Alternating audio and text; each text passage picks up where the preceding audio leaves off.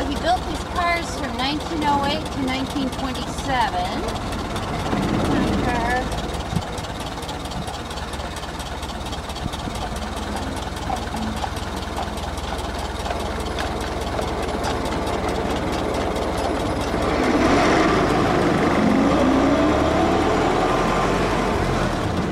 Is this kind of a park or a town square here? Yeah, this is called the Village Green, and the things along here, stay on the sidewalk. The things along here, like that white building, is an old stagecoach stop. Okay. And from 1850, that's also a restaurant.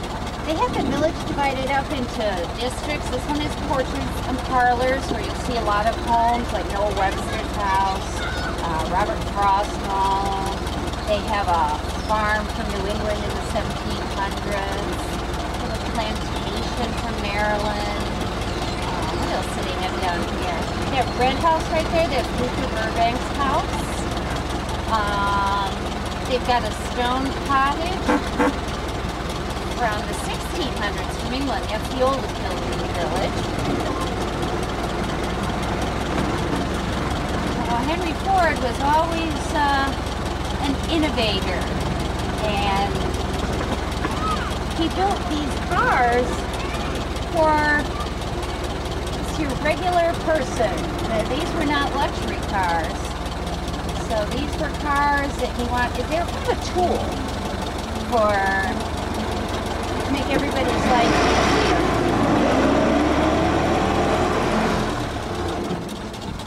So he made them simple to drive, simple to maintain. And actually he said, these are going to be so easy to drive, even a woman. Well, that's that stone cottage I was telling you about. And this is the farm from the 1700s. So they have a craft here. Is this your first time in the village?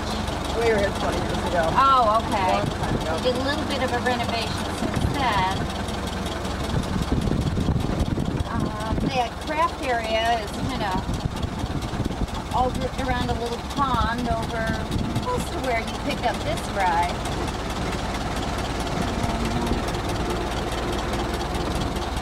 Yep, you're riding in the car of the century right now.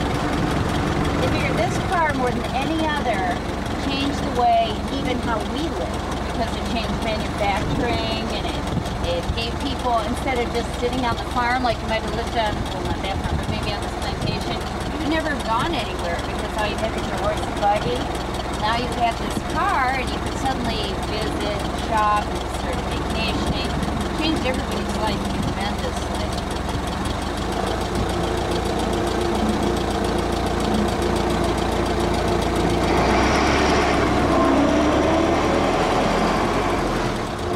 Right there, that's Noah Webster's house.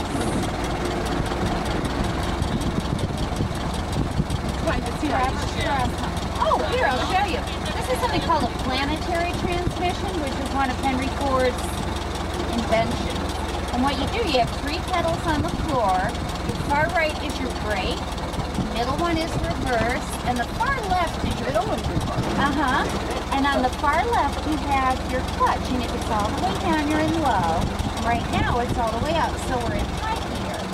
So what you do, we'll come to a stop just up here. It's okay. I'm curious. Yeah, this is your gas right here. This is your throttle. That's interesting. Yeah, so that's the accelerator. yes. Yeah. And this is called your spark advance, which just keeps everything firing in the right time. You have to take lessons to do this. I did actually, because when they offered me the job, I was like, driving a Model 3, I don't know how to do that. I don't think many people do. No. They're like, oh, we'll teach you. And I was like, okay. So, actually they were great. It didn't take that long. As I was saying, we wanted to be something easy for everybody. And so, once you could retrain your brain that this was not the extent, you just cut back on the gas and lift your foot off the clutch. Now you're in high. So anyway, they give you 3 one-hour lessons, and then they throw you to the wolves. Then if you don't get it, you're finished. Yeah. Well, they're very patient. And, you know, it is one of those things where it's that little bit different. So, you know, at the beginning you stall a lot.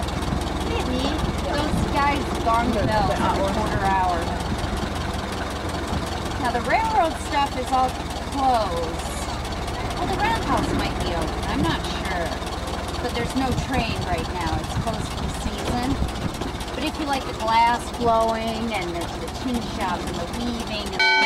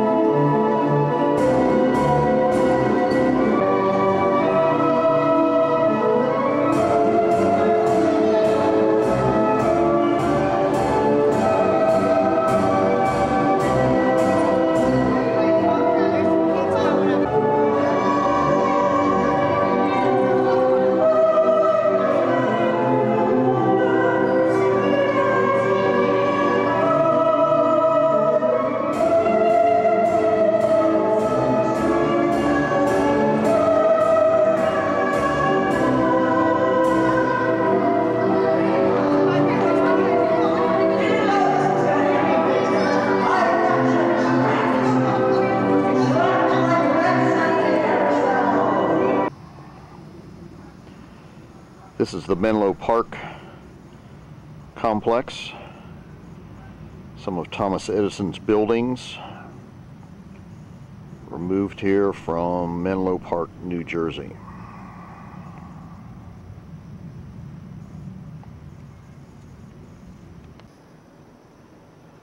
This is Edison's machine shop,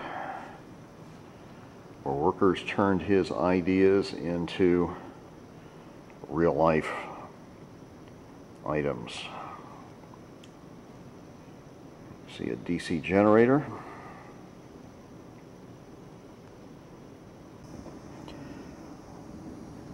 Power for his workshop was from this 16-foot, 75 horsepower steam engine. As you can see, the power was distributed by these belts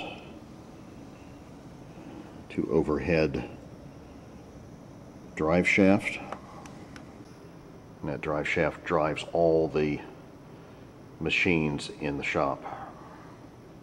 Very common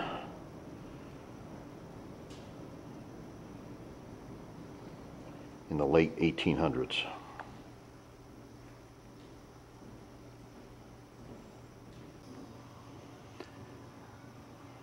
These are a couple dynamos, or another way of saying a DC generator. Again, powered from that overhead drive shaft, creating DC current for his laboratory.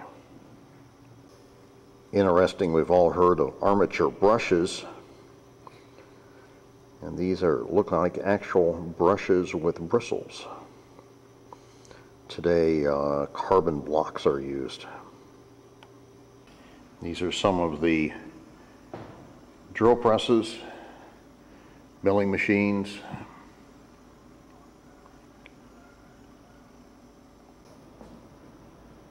And this is the other end of this room.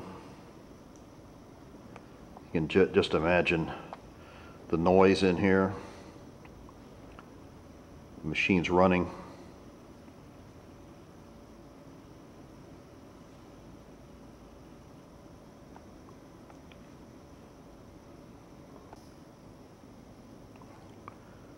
It's another view from the other end of the room.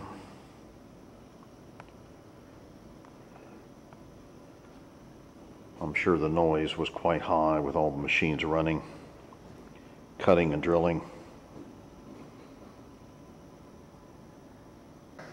So it's the world's first research and development lab and the birthplace of light and sound technology. The men who worked here with Thomas Edison were very carefully gathered. They were brilliant men, as was he, and he brought them together in a very planned out way. They would have been filling up all these empty chairs at the table and sometimes collaborating, sometimes working independently, but always under the direction and the micromanagement of Thomas Edison. Edison had an invention schedule. He expected a minor invention every 10 days and a major invention every 6 months, and they stuck to that schedule, sometimes staying up all night in order to accomplish the goals. Edison's desk is over here. He's got a raised platform. He's got kind of a bird's eye view. I've worked with Thomas Edison for a little bit shy of 10 years. He had a wonderful reputation as an inventor, but out of this building, about 420 patent rights were developed and won from Washington, D.C. He had 1,093 in his lifetime, so this was certainly a real heyday time for Thomas Edison. It's fun to imagine the work that was done here. These were some times unlike anything anybody had ever seen before, because it's the first time that a group of inventors had been gathered, and they worked in all different areas. There were chemists. One of his inventions that we have here. I'll have everybody come over and take a look at this. Take a good look at this thing and tell invented while he was here. Any guesses? You're all too shy to guess? What do you think? You guys something, Jason? No. Now what we have downstairs is the very first voice recorder, but this was the precursor to the very first sound recorder. And like I said, having that size of a disc used in our CDs and DVDs, I don't think is a coincidence. We started fussing around with the equipment to make it better. That was just his inclination to something that he did. Well, if you haven't seen all the buildings, those of you who are getting ready to leave, if you haven't seen all the buildings inside the White Picket Fence, you want to do that because they all belong to Thomas Edison and are part of this invention village. And then when you go across the street, you want to see the Yellow House, the very first house to have electric lights. And for those of you who just got here, I want to welcome you. You're in the world's first research and development lab. And when you go by the Ford buildings out on the road, you're going to see that some of them are labeled research and development. So this is the Edison complex, the laboratory building on the left, and his offices on the right.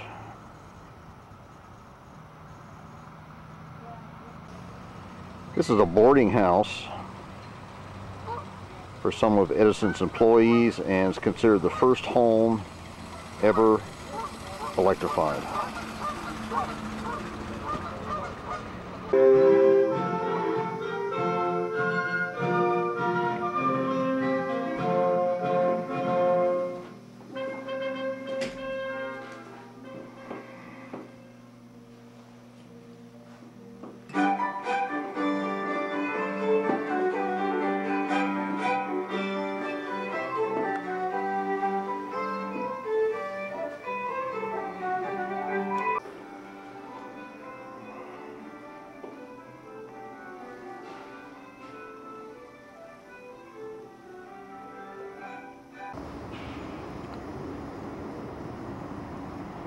This is a part of their train display.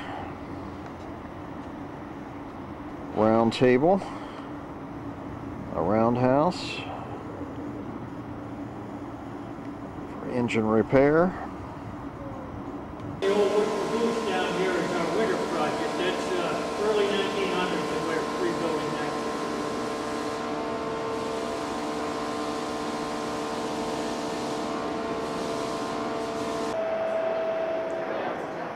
This is the underneath of that steam engine that we saw on top. Part of the roundhouse system. Have complete access to the undercarriage.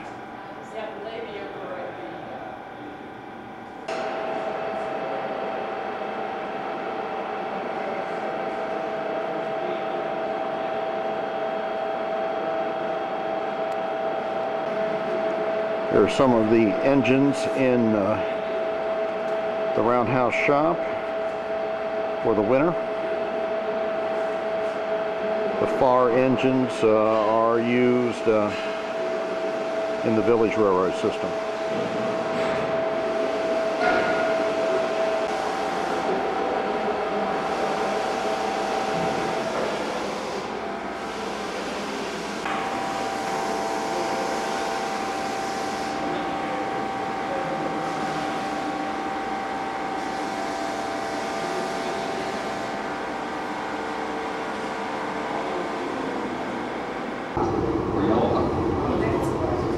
$300, which is, this is a 200-pound container.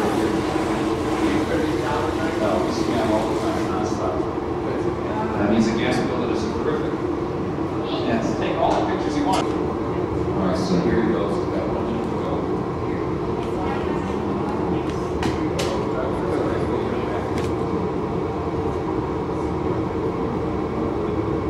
All right, so he starts out with the head, and we swing that around. Remember, this is 2,000 degrees, so it's very soft and gooey. You have to understand how the glass flows and how it drips and how it sags, and you'll rotate that to keep the glass on center, otherwise the glass will drip to the floor. So it is a liquid, and you got to be more center. He knows at the end point. He's done it before. This is like the third course he's ever done. How many years has he been doing this?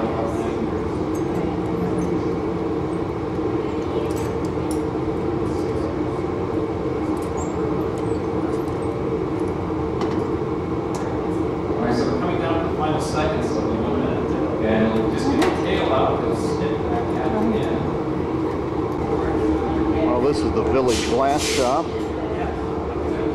Kind of a craft area.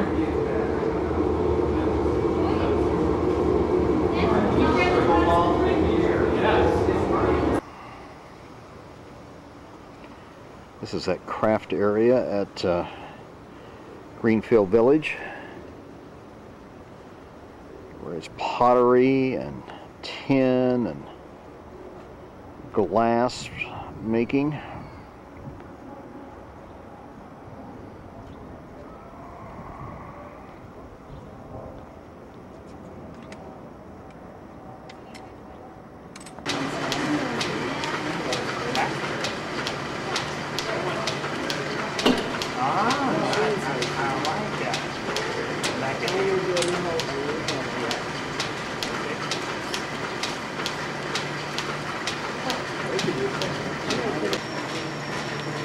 This is an operating machine shop.